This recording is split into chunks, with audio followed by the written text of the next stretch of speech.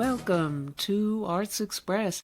This is Prairie Miller, and on the show, Pacifica host Garland Nixon on his traumatic time at Fox News and what it has to do with Epstein.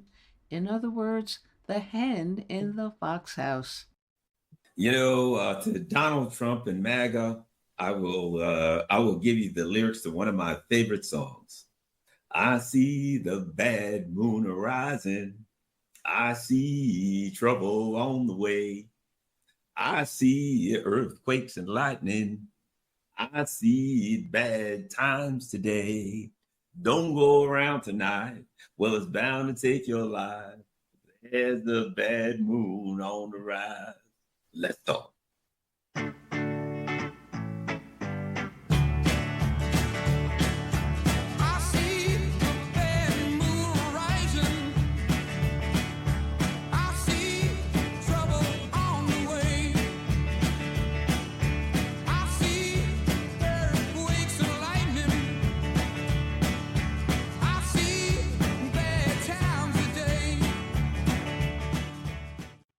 Hello, hello, hello. And that's a great song. Creedence Clearwater Revival, one of the greatest bands and one of the greatest lead singers of all times. Absolutely fantastic. And I was watching online, and so we got some MAGA people. I'm happy to see this. Apparently, there's MAGA people. They are burning their red MAGA hats, which is good. It's a good thing. It's a wonderful thing. I love to see the MAGA people. I love to see anybody wake up. I love to see anybody realize they've been took, they've been had, they've been hoodwinked, they've been bamboozled. And what we got now is Donald Trump. I think we're getting to the point where the truth is being revealed. You know what I mean? And the truth is, and the truth was there. The truth was there when you had a guy who wandered around for 4 years, pooping himself. Literally, the man soiled himself in front of like the Pope and the Queen. It was, he told us he had cancer when he wasn't supposed to say that. He wandered around the stage looking for the invisible man. That's a clue. That's a clue. The MAGA people, here's the thing about the MAGA people in hindsight, because you can't see it in real time because you have hope. We all have hope. I have hope. Hope is something that it springs eternal. Hope is something that keeps us going. You know what I mean? Hope is necessary. So they had hope. I had hope. We had hope. But now, in hindsight, you can look back like I did with a Bernie Sanders, a Barack Obama, etc. I can look back and I can say I was a schlump. I didn't know, but I did the best I could. And now, in hindsight, I'm just saying things could have been done better, right? And so now what we got is MAGA people looking up saying, you know what? It was all a lie. And here's the truth. Every bit of it was a lie. First of all, let me say this let me start with this. To the Democrats, get out of here. Look, like I'm hearing Democrats, look what Trump's doing. Trump won't reveal the names. Trump was on the Lolita Express and he was on the news. Am I mistaken? Or didn't Joe Biden have the list for the last 4 freaking years? The Democrats had the list for 4 years. And did they release them? Did they hey, my God, pedophilia, child rape, and things like that? Unthinkable. What a horrendous and heinous act. We must release the names right away. No, they did the same thing to Trump. They're like, let me take a look at the whole great holy jumping Jehoshaphat. My God, I think that's my name. Yes, it is your name. You remember that time you were on the Lolita Express? Yeah, but I was hoping nobody else would remember. Well, guess what? That's what it was all about. It was all about someone else remembering. Let me tell you a true story. If you don't believe this, I don't care if you believe it or not. This is a true story. Absolute true story. And people know me, a lot of people that know me. I had connections. So I always said, well, I was on TV. I was on national TV. I was on Fox. Trust me, you're going to get connections, right? I had connections. I was starting to get into some pretty people. I knew some very powerful people that owned, I was introduced to people, very, very powerful people all over the world at that point. And I don't realize, at that point, I didn't get it. I didn't know the game. Truth, and I'm telling you all of this, there are people that know this is true. I didn't get the game. So I was going to events and, I go to an event and there's stars there, right? So I'm running into different people. I'm learning into things and I'm growing in them. My circles are growing. And I get a call one night. I get a call. I have no reason. I take a lie detector test. I get a call one night and someone asks me about going to a party. And I was like, well, and there's people that were really in the thick of things. And I was like, I don't know, it's a party, such and such night. And the person said to me, well, it's Las Vegas style. And I'm like, I had no idea what the hell they were talking about. So, and I'm like, oh, what? What? Las Vegas? And they said, it's Las Vegas style. And I said, what does that mean? And the person said, no panties. And I went, ooh, okay. Well, I don't think I'll be going to that party. Right.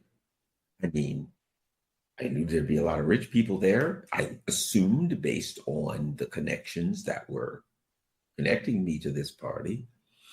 And I thought, debauchery, I'm not going to some party with a bunch of crazy rich people and their clothes off, God knows who. I'm a straight guy. Some person who could put their hands on me or attempt to touch me. There's just so many reasons that I wouldn't go. There's so many that's just one of many. I could give you 100 reasons why I would not go to that party. And I'm like, yeah, I knew, is it late? I got something to do. Now, and this is a true story. I'm just a putz. But at the time I was on national TV, and I was on national TV regularly and starting to build a little bit of a following in this and that, right? And starting to get in the know. So in hindsight, I have often looked back to that call and I thought, I bet you there was cameras there. And I bet you there were people there. If you went to that party and got involved in God only knows what, there could be people of, a young age there. God only knows what could be there. All kinds of activities taking on, right? And most likely cameras. And I just look back and I'm thinking, man, I'm glad not only that I didn't go to that party. I'm not the kind of person who go to that party anyway. But it struck me as that could have been my friggin' doom. I went to that party. Point. I had when I was at Fox, I had a lot of offers. I could go on various offers of different things, right? I was a lefty and I had a conservative organization. Not going to name any names. If I name names, some of you people might have heard of some of them, but these were Black and true story, group of Black conservatives. And they were extremely well funded. And they were the guys who, the suits were $10,000 suits. The good looking babes were on their arms every time they came in. I mean, they were living a very good life. And I got approached by one of them basically saying, hey, dude, and in a nutshell, let me tell you the way it went, the conversation went, wear a nice suit, look on my arm, you got a nice little watch there, the right brands. You speak the Queen's English well. We're doing real well. You might be interested in talking to us. I knew what it was. This was a bunch of Black conservative guys, and there was very, very, very wealthy people who would basically say, we'll support you. You go on TV, you say what needs to be said, and you live very well. Which I was like, yeah, well, thanks a lot. I've always been a person, I just say what I believe. So no, I'm not some sellout puppet. But I knew that was my point being, when I talk about Epstein, right? Don't just get caught up just on Epstein, right? I knew the guy when I was at Fox who was the Koch brothers money guy, right? And everybody kissed his butt because if you wanted Koch brothers money, that's the guy you had to go through. So my point is, yes, there's Epstein, but trust me when I tell you this, I was on the outside periphery on it, but I was on TV. I was moving up. Which I left and quit on my own because when I started hosting a show and to be frank, when I started hosting a show, this is absolutely true. I would take a lie detector to any of this. When I started hosting a show and I started reading from a teleprompter because I was always a guy who, and this is all important in the Epstein, in the spirit of the Epstein thing, in the context of the Epstein thing. When I hosted a show, started hosting a show, and I was reading from a teleprompter, and that's when I realized it wasn't for me. I lasted a month, and I said, "Dad, I'm done with this." I walked away. I'm like reading, and then like you read the show, and then you're like, interviewing people, and you've been given the questions and stuff, and then I can do a little bit on my own, and then when it's done, I got to do all of these 30-second bits, because over the course of the time, the show comes on at 11, there's going to be advertisements at 7, 8, and 9, and I got to go, and now a Brooklyn couple do this, blah, blah, blah, blah, more at 11, blah, blah, this kind of crap, right? And at that point, I'm like, this is not what I signed up for, and this is not who I am, and all the money in the world. You'd see me on YouTube. I drive a 2013 pickup truck. Trust me when I tell you this. I got a vehicle too, but I'm just saying, I ain't rich. I'm just a middle-class guy scrambling to make a few pennies and earn a living, running off at the mouth. It's just that I get to do what I want to do. And hopefully, if things continue to go well, I'll be able to, put a morsel of bread in my mouth every now and then. But I ain't riding around, walking around in $10,000 suits. That's for sure, right? Just a regular person like you. But that just isn't what I could do or what I would do. Here's my point. You see Epstein because he's out front. And it is clear and obvious what this is, right? It's clear and obvious. Let's be honest.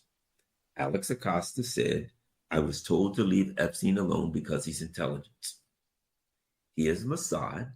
He is CIA. He is MI6. He is probably Five Eyes, all of them together. There is no question in my mind.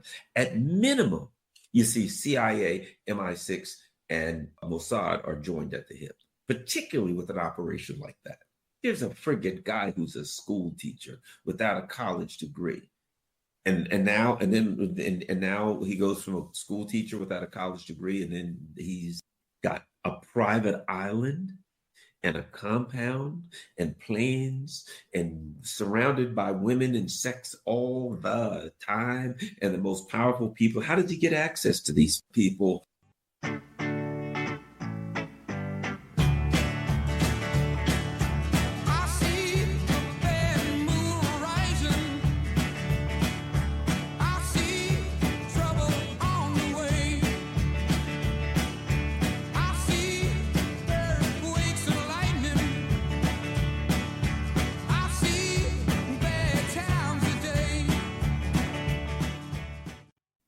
Next up on Arts Express, Gregory Peck said to me, "You put me in mind of my friend Anthony Quinn, how he met the challenges of not being racially typecast because some people can't see past the ethnicity."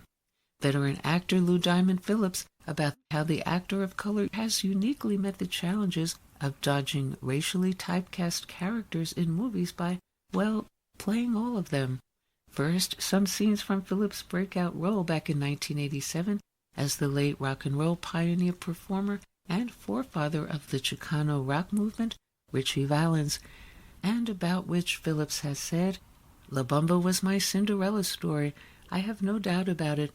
You and I wouldn't be talking right now if it weren't for La Bamba. And to do what I love and be given these opportunities, or something that actually touches people, like the 33 about the Chilean miners, that was a huge honor for me." First, some scenes from La Bamba, then Lou Diamond Phillips.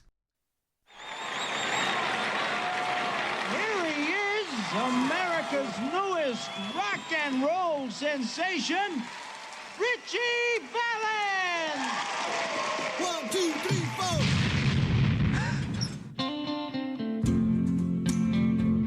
Don't be such a dreamer, man. My dreams are pure rock and roll. Richie, I want you to meet Rudy. What's that? It's my amp. Looks like something somebody threw away. I'm playing at a garage party tonight. Would you like to come? Okay. Well, come on, let's go, little darling. Tell me that you never need. President of Delphi Records in Hollywood. I really dig your music, and I'd like to record it. Well, now swing, swing, about making money. I'm talking about making music. That's all I care about, man. We still need another single to go along with Donna. How about La Bamba? It's not rock and roll. It is the way I play it.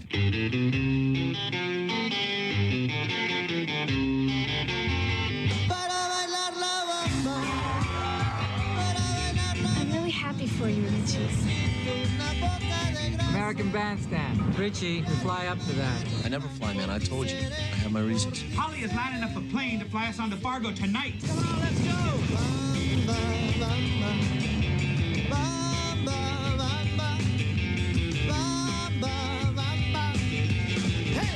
That's beautiful, Richie.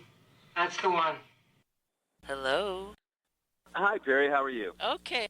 Hello, Lou Diamond Phillips, and welcome to our show. My pleasure. Thank you so much for having me.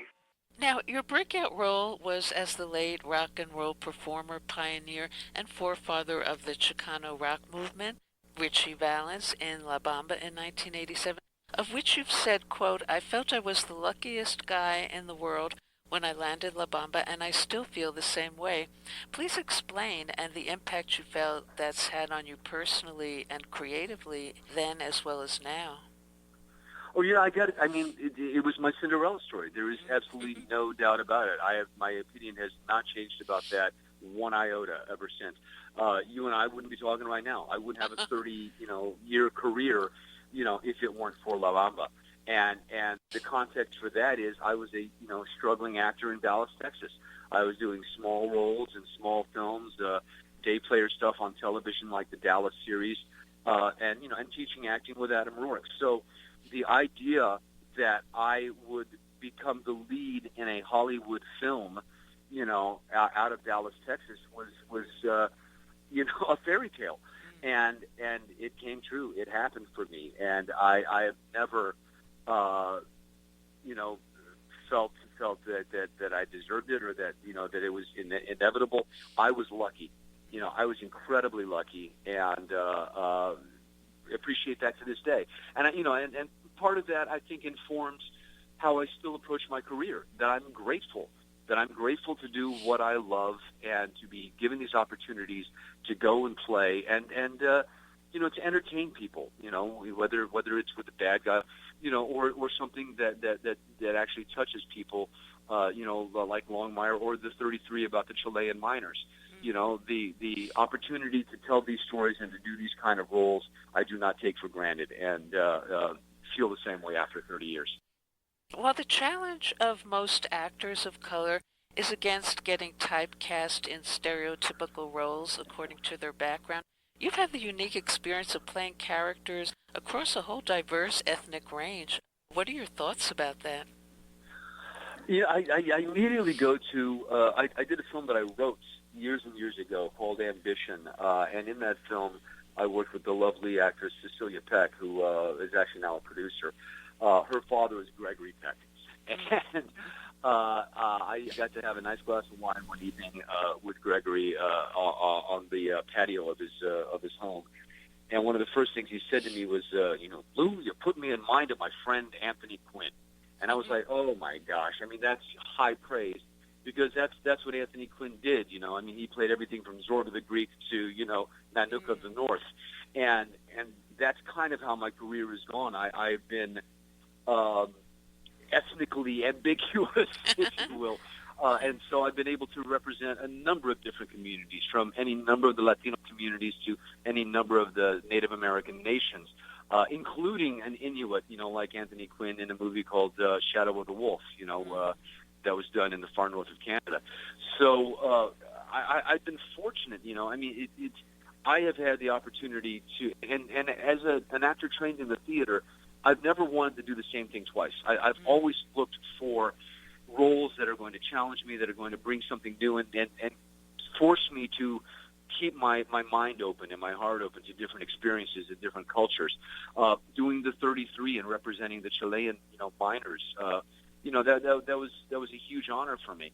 So I've never taken that lightly, and even though it comes with its own challenges, because some people, can't see past the ethnicity,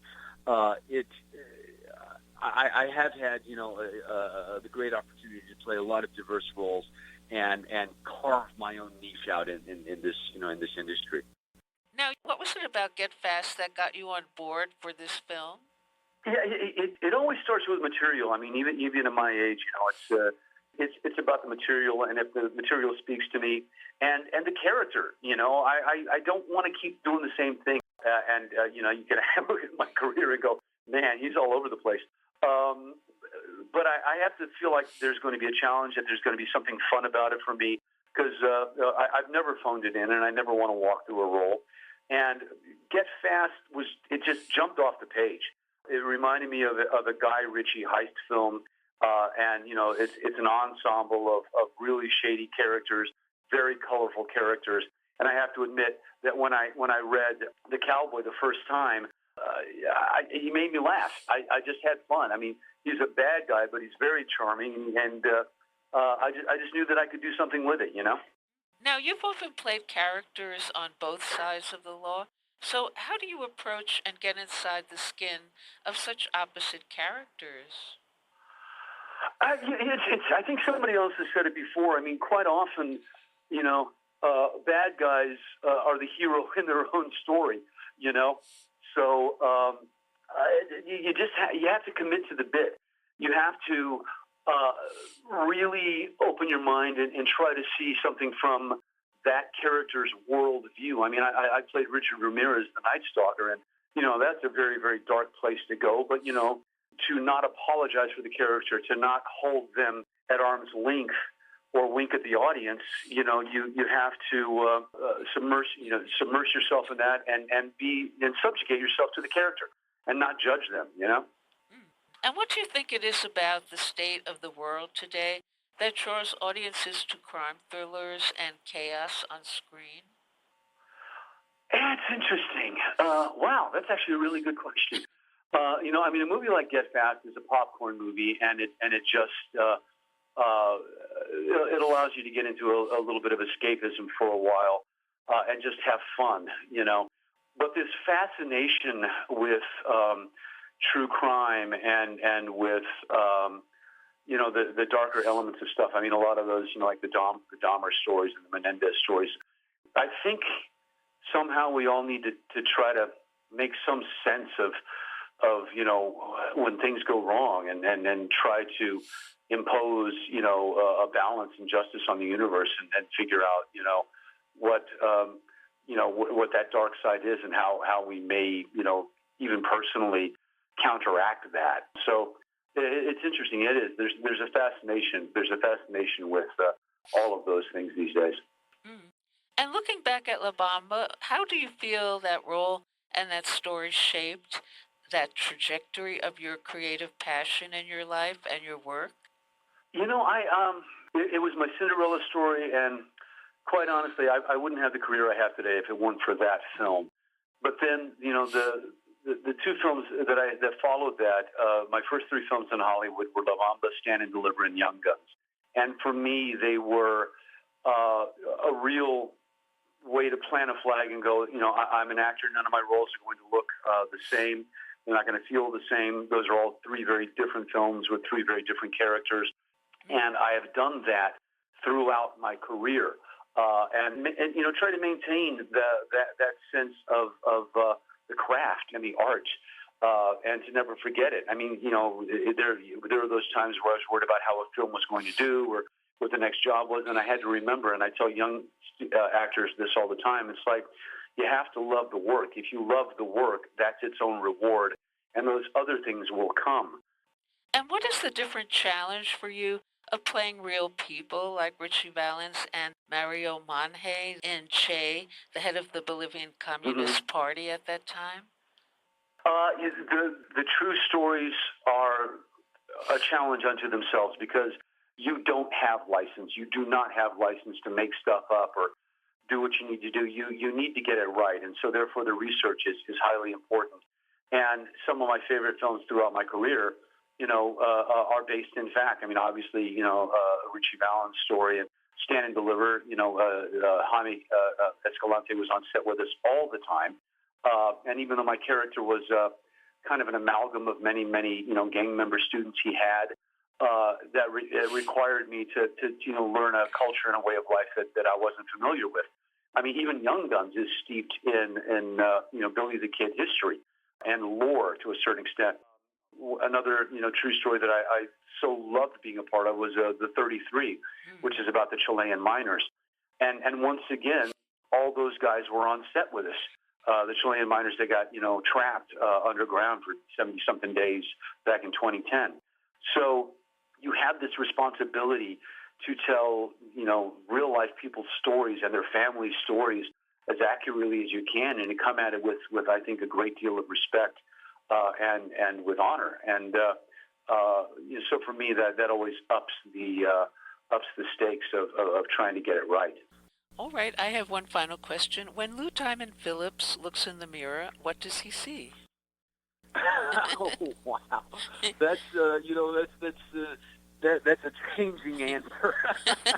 It changes daily. It's shifting sands, man. Time is going by.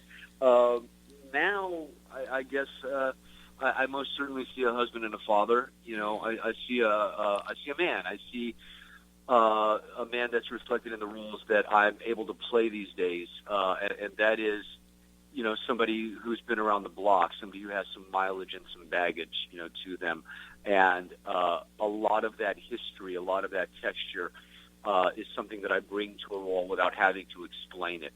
I've earned every wrinkle, I've earned every gray hair, and I'm appreciative of that, and the fact that if an actor is willing to grow and evolve, as I mentioned earlier, then you're willing to embrace the kind of roles that are coming and not try to rest on your laurels or try to repeat something that you did 20 years ago, or hold on to those past glories. I am incredibly excited about the future and what that holds, and very happy to be where I am right now. Yeah. Okay, well, thank you so much, Lou Diamond Phillips, for calling into our show. Thank you so much, Barry. I appreciate it.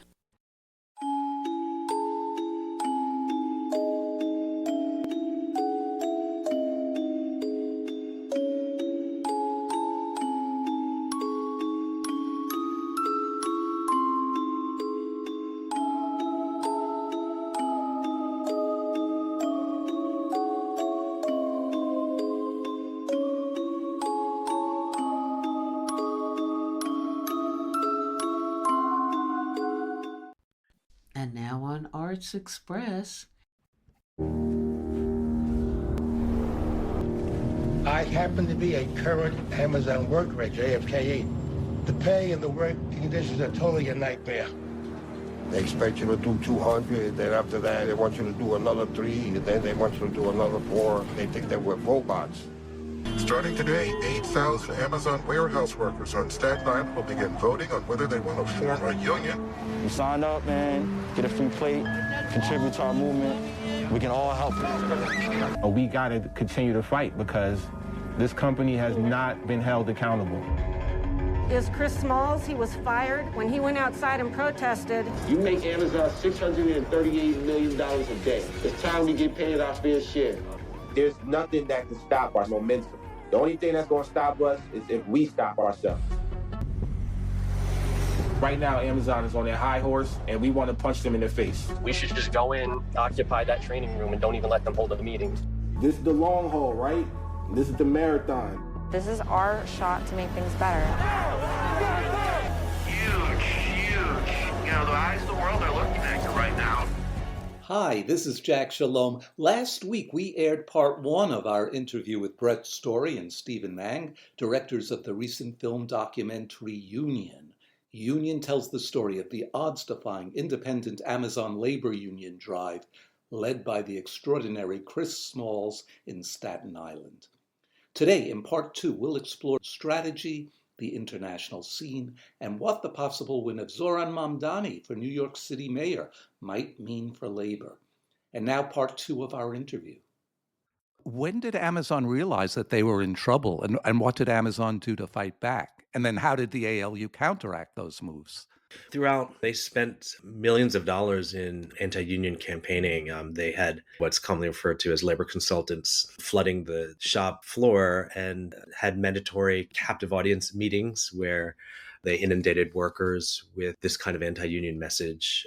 But I think they lost because they profoundly underestimated the power of this kind of working class movement. That a group of 5 people on the ground with the right message and the right motivation can compel coworkers to join this kind of effort. Even though they resorted to a lot of very troubling measures, right? Working very closely with the local police precinct to have the organizers arrested at times and firing organizers at the midst of them gaining very high outreach numbers or really connecting with workers.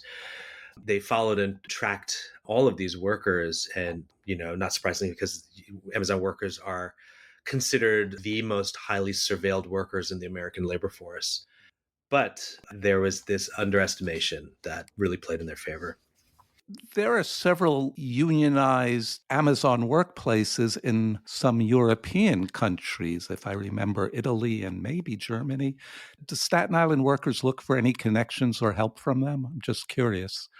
One of the things Chris has been doing, especially since their victory, has been really looking out at the international scene, precisely because it's going to be hard to win with just one warehouse at a time. That actually the need is to build a global movement. And other countries have very different labor laws. I actually live in Canada where, we have a more hospitable environment for union organizing, but we only recently had our first unionized Amazon warehouse. Ah, And congratulations. well, be careful before we want to Okay. pull back on that, because Yeah. shortly after, just as the union was in contract negotiations with the company, something that Amazon here in the US has refused to do. There's no contract negotiations in place. They've not recognized the union, but in Canada, they're required by law to recognize a new union and go to the bargaining table. And that process was taking place. And just before they went to the bargaining table, they decided to close down not only the one site that had unionized, but 7 other sites, putting thousands upon Wow. thousands of people out of work. And so these are the lengths that they'll go to, even in countries that do have Remarkable. stronger labor protections. And so I think it's really important. I mean, the fight is both local and international at the same time. This is a pretty interesting tactic that has played out for decades, right? I believe it was Walmart 30 years ago, 20 years ago, that their meat department workers had successfully unionized. And it seemed like a real coup. And then the next moment, they had closed down 180 meat departments across the country to stop that momentum. I think companies see what a threat to the bottom line clearly this kind of organizing is. But it's also galvanizing, and like Chris and others who are working as hard as they can and are supposed to be rewarded with a promotion on the other side, not seeing that promotion, not seeing that job security. That's the new age we live in. And workers are supposed to be granted legal protections if they do the work to organize themselves into a union. And when a company behaves this way, I think it actually can have a counter effect in that it galvanizes workers even more. The genie's out of the bottle here. Like, there's a resurgent labor movement in the United States that's very, very active and is, has a hard fight ahead, but we're seeing new union activity across sectors, across workplaces. Even going around the country showing our film has been so interesting, because we'll get requests to show this film to graduate student unions, to newspaper unions, to broadcasters that can't show the film, but then have their employees write us and ask us to show the film to their unions. So I think we're really in a moment, and there's a lot of pushback, and it can be really depressing, but I think it's actually also galvanizing to the workers themselves that are determined to have their rights. Yes, I'm not expecting to see the film on Amazon Prime anytime soon. No, but it is on PBS. Tell us when it's on.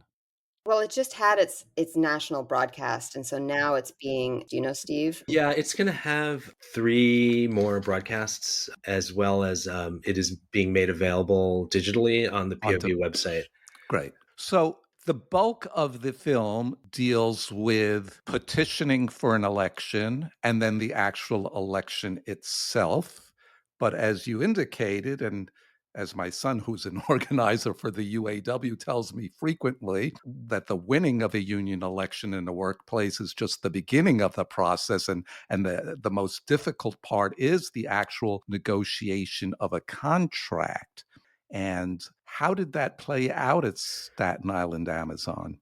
Yeah, it's been over 3 years now that Amazon has refused to come to the bargaining table to negotiate a contract, even though they are lawfully obligated to. So, I mean, this is one of the reasons why we need to make sure that the NLRB, which is institution that is run by appointment, maintains an ethos of integrity and is not pro-management in its DNA.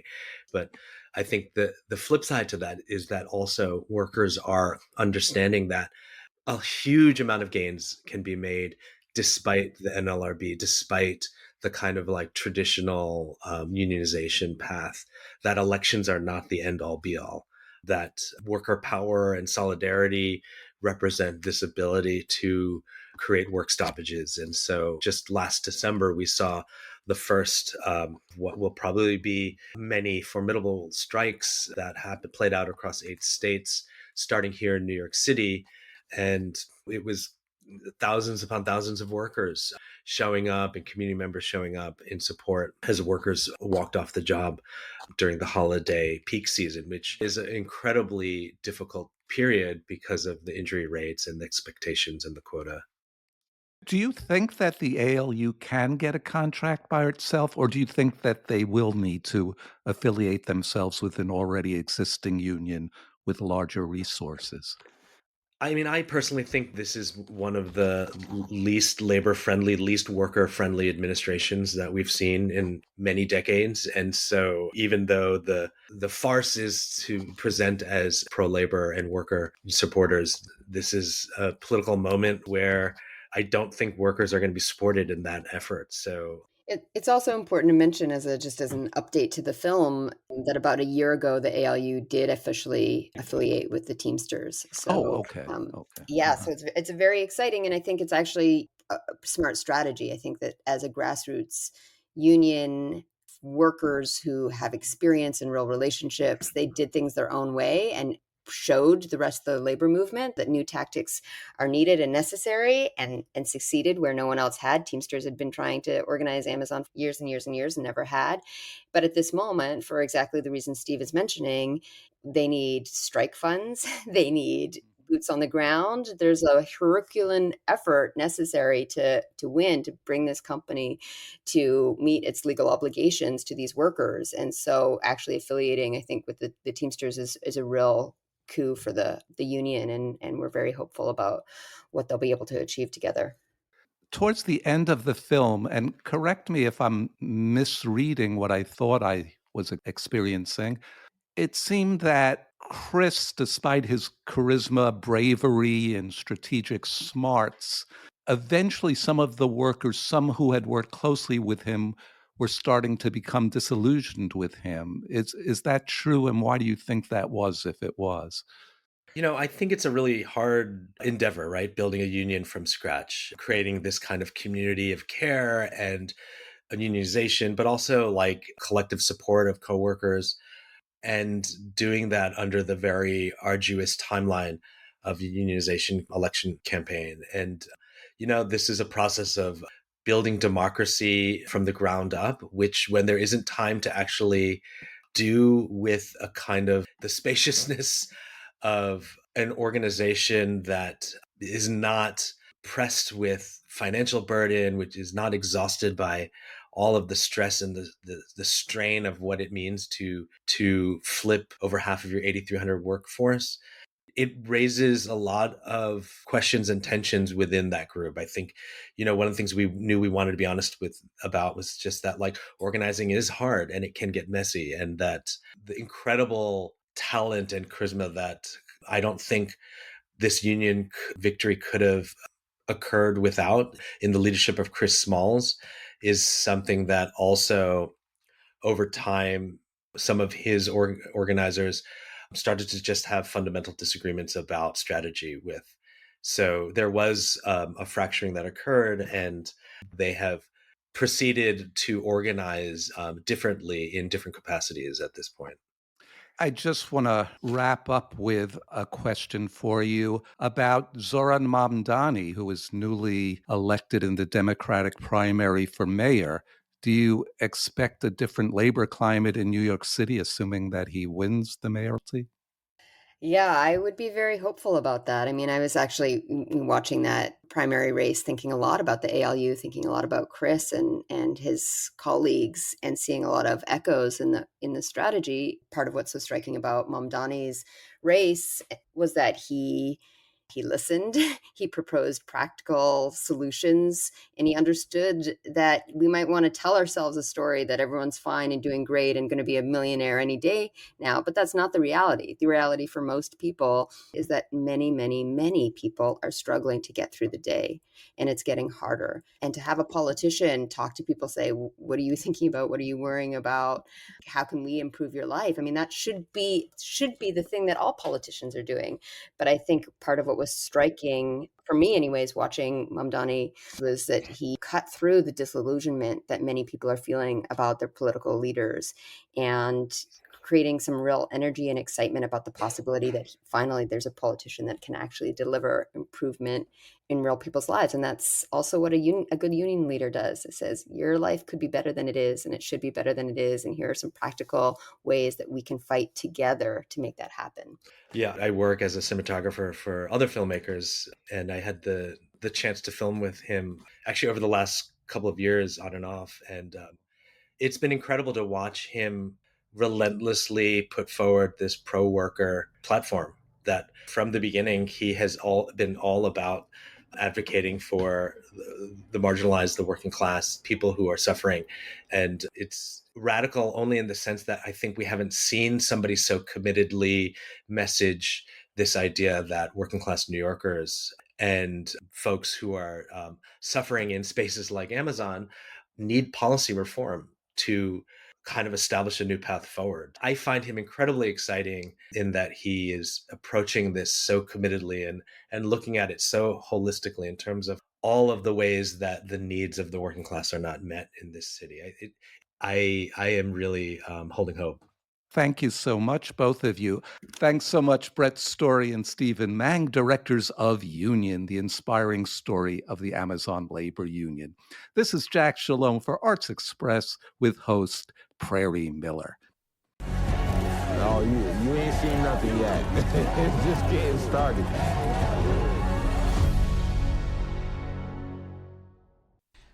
And coming up next on Arts Express, All in the Family, broadcasting from the Art and Activism Red Star Cafe over in Red, Iowa, the 5-Minute Marxist, with connections to a blacklisted relative who penned the page-to-screen 40s film noir, Laura, coincidentally revealing metaphorical plot points concerning accusations and Vincent Price on an incriminating list.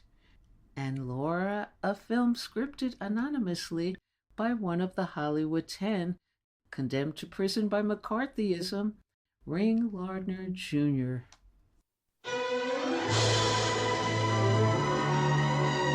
I shall never forget the weekend Laura died. I, Waldo Lineker, was the only one who really knew her. Through me, she met everyone, famous and the infamous. Her youth and beauty, her poise and charm of manner captivated them all. Wherever we went, she stood out. Men admired her. Women envied her. I suppose you're here about the murder. Murder is my favorite crime. I write about it regularly, and I know you'll have to visit everyone on your list of suspects. This is Peter Wise from the Red Star Cafe in Red, Iowa. This week I'd like to talk about Hollywood and its involvement in politics, and this show seems appropriate to talk about it. I would say for a start that I do have a personal connection in the sense of a woman named Vera Caspary, whose work you might know. Her most famous work was writing the novel Laura, and then it was adapted as a play that she wrote by Otto Preminger and cast in a sort of a film noir sort of way, and became a very famous movie and is well worth watching more than once. It also featured the debut of Vincent Price, at least a broad appearance of him in Hollywood, which I think probably propelled him to more and more roles as time went on. Well, it happens that Vera, who was my great aunt, had come to America. Well, her family had come to America in the 1880s. Her father had lived in Chicago and Milwaukee, and she was the very youngest of a large family of Daniel Caspari. She was somewhat of a feminist icon at one time, and still is, I think. Very proud of her Sephardic heritage, which I never really understood why, because most of my family on that side came from Poland, and that's definitely Ashkenazi territory. So I don't know if her claim was based on any truth or not, but in any case, she was very proud of it. And I got to thinking about what she would think about what we're doing to Palestine. Her as a irreligious Jewish person, I would say, not observant, but probably fiercely proud of her ethnic history. She wrote like 50 novels, or 50 books, I think, and most of them were novels. One was called Bedalia, and I could go on and on. Very accomplished woman. She eventually married a man named Isidore Goldsmith, who was an emigre from Austria before World War II, who had the smarts to get out of Europe before the Holocaust. And she settled down and had a very successful career, first as a journalist and then in Hollywood as a scriptwriter and, as an aforementioned writer. So I'm reminded of the Christian version of What Would Jesus Do? I call it What Would Vera Do, in terms of, or what would she think, I guess, in terms of how she would approach the genocide in Israel and what she would think. I like to think that she would be aghast like everybody else. I remember my mother, who was her niece, ran out of the theater in 1945 when they started showing reels of the Holocaust. And I imagine that was pretty much the reaction for American Jewish people everywhere. But whether they related the Holocaust discovered in 1945 and 1944 and related it to the Palestinian genocide, I just don't know. Both of my mother and my great aunt are dead now. But I would like to think that she would be just incredibly oppositional to, I mean, who could not be oppositional to that? Given the fact that she's fairly irreligious, I would assume that there would be no religious barriers to her thinking that Israel had any special place other than just being a normal nation in the world. I hope that. She was a communist. She was blacklisted during the McCarthy hearings, both her and her husband, and that was the end of her career in Hollywood. I think she wrote after that, and maybe she did some scripts, I don't know. I haven't pursued that yet, but I think it's her story is relative to any American Jews that were displaced by the Holocaust or had emigrated to the United States, or, are third or fourth generation Jewish people here in the United States. As to, well, we see that the younger people are definitely pro-Palestinian and anti-genocide, but they're a product of families which might have been on the fence, according to this. I think as a communist, she probably would have been aghast at all of it because there'd be no religious basis. Not that there is really any viable religious basis for genocide among Zionists, but it would have been a barrier to their seeing the light, so to speak. And I guess that's my point, that we need to apply the lessons of the Holocaust in Europe to those in Palestine, the evisceration of a Palestinian culture, which includes Christians as well. I just read that a Catholic church had been bombed by the Israelis, killing 3 people, which is nothing compared to, 57,000, I think we're up to, in terms of Palestinian Arabs and Islamic people there.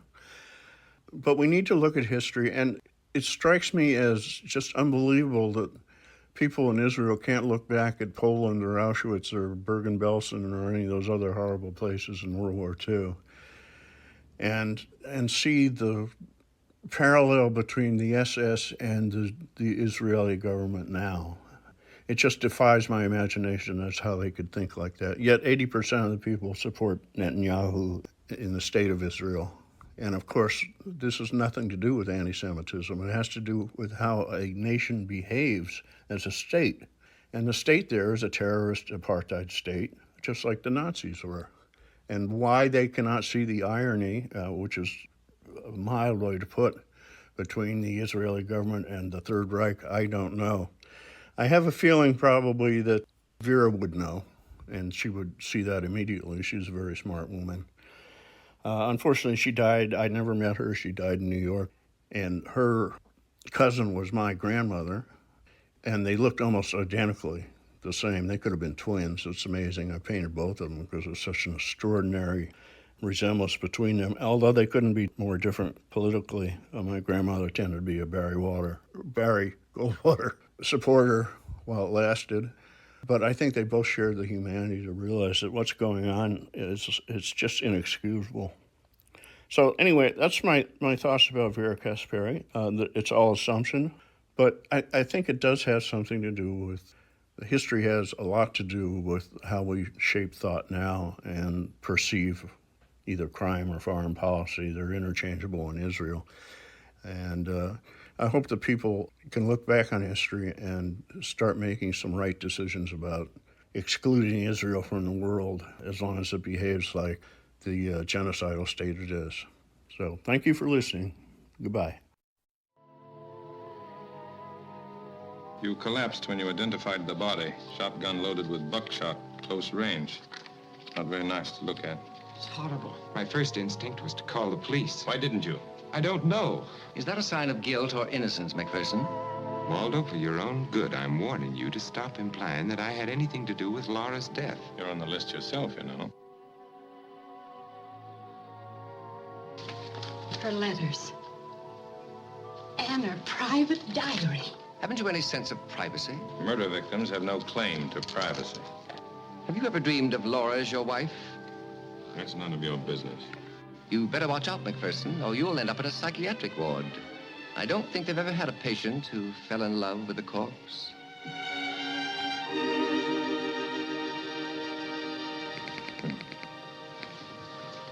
Hello? This is Laura.